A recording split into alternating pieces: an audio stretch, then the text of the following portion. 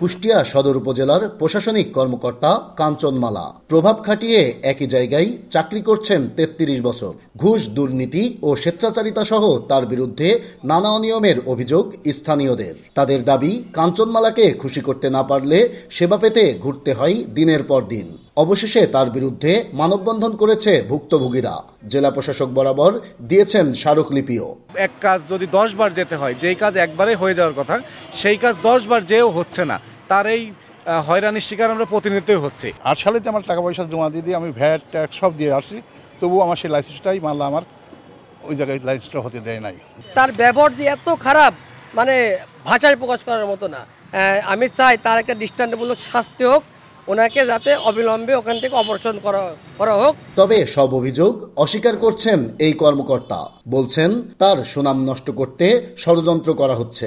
উদ্দেশ্য প্রণোদিতভাবে আমাকে হেয় প্রতিপন্ন করার জন্য, আমার সুনাম, আমার চাকরির সুনামটাকে নষ্ট করার জন্য তারা এই কাজগুলো করছে। কুষ্টিয়া সদর উপজেলা নির্বাহী কর্মকর্তা বলছেন, প্রশাসনিক কর্মকর্তা কাঞ্চনমালার বিরুদ্ধে তার কাছেও অভিযোগ এসেছে, আর এ নিয়ে তদন্ত চলছে বলে জানান জেলা প্রশাসক। অভিযোগগুলো আমার কাছেও এসছে, আমার কানে এসছে আর কি, কাছে ওইভাবে না।